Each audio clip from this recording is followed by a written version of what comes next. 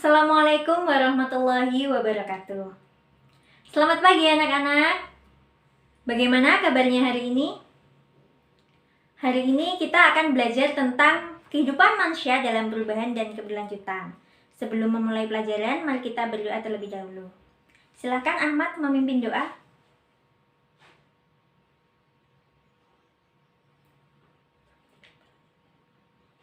Ya, sebelum memulai materi, Ibu akan presensi terlebih dahulu ya. Ana, Cika, Dewi, Evita, Vidya, Gunawan, Putra, tidak hadir. Ada surat izinnya? Sakit. Rizky, Sita, dan Yusuf. Ya, sudah dipresensi semua ya. Materi hari ini adalah kehidupan manusia dalam perubahan dan keberlanjutan. Apakah makna dari perubahan, keberlanjutan? Faktor-faktor apa saja yang menjadi pendorong, penghambat, dan juga apa saja contoh-contohnya? Ada yang bisa menjelaskan? Ya, silahkan Dewi. Oke, bagus. Ada lagi? Cika.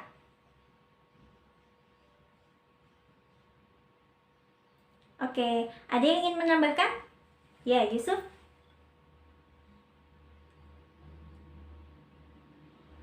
Baik, untuk lebih jelasnya akan Ibu jelaskan tentang apa makna perubahan dan juga makna dari keberlanjutan. Perubahan menurut Kamus Besar Bahasa Indonesia yaitu suatu keadaan yang berubah atau bisa diartikan sebagai peralihan atau pertukaran. Perubahan sendiri dibedakan menjadi dua, yaitu perubahan yang berlangsung secara lambat dan perubahan yang berlangsung secara cepat. Perubahan yang berlangsung secara lambat disebut dengan evolusi. Contohnya, pada pembagian zaman, yaitu ada pertama, Arkeozoikum, Paleozoikum, Mesozoikum, dan Neozoikum. Kemudian yang kedua ada revolusi. Revolusi adalah perubahan yang berlangsung secara cepat. Contohnya, pada tanggal 6 dan 9 Agustus tahun 1945, ada dua kota di Jepang yang dibom oleh sekutu. Apa saja?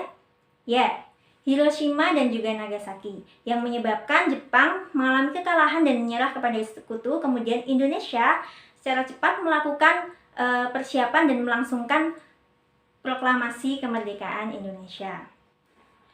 Jadi perubahan dapat diartikan sebagai aspek kehidupan yang mempengaruhi bergeraknya seiring dengan perjalanan kehidupan masyarakat.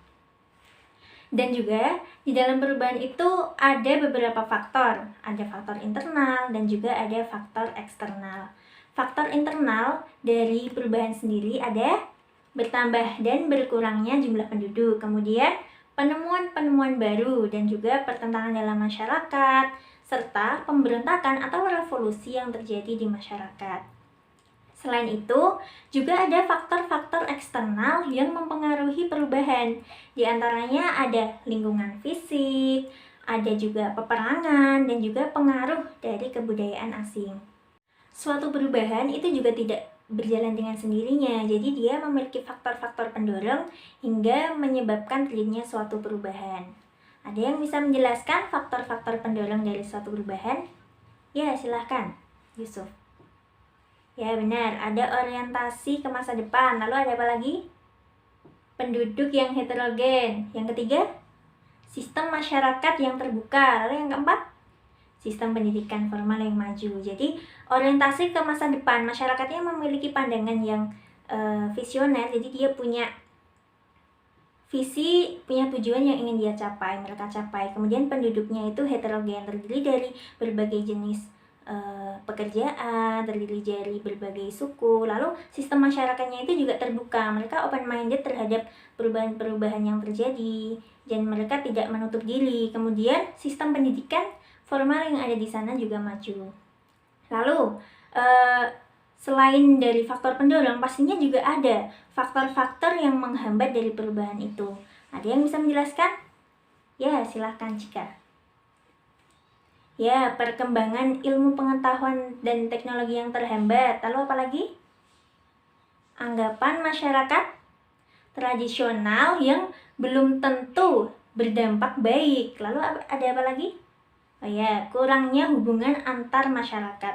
Jadi tidak semua perkembangan iptek itu bisa merata. Di Indonesia juga masih ada kan di daerah-daerah yang ipteknya masih kurang berkembang. Kemudian anggapan masyarakat-masyarakat tradisional bahwa perubahan itu belum tentu berdampak baik. Terkadang mereka itu menutup diri atau tidak menerima perubahan-perubahan yang ada. Jadi mereka masih menganggap apa yang mereka yakini yaitu benar dan tidak mau menerima perubahan-perubahan dari luar. Kemudian kurangnya hubungan antara masyarakat, jadi masyarakatnya itu kurang harmonis, kurang rukun, jadi menghambat terjadinya suatu perubahan. Selain perubahan juga ada yang namanya keberlanjutan. Apakah makna dari keberlanjutan? Jadi keberlanjutan itu berlangsung secara terus-menerus atau berkesinambungan. Keberlanjutan di dalam sejarah itu merupakan rangkaian peristiwa di mana dia itu dari masa lampau, masa sekarang, dan juga masa kini. Jadi tidak dapat dipisahkan satu sama lain karena mereka itu saling berkesinambungan menjadi suatu rangkaian.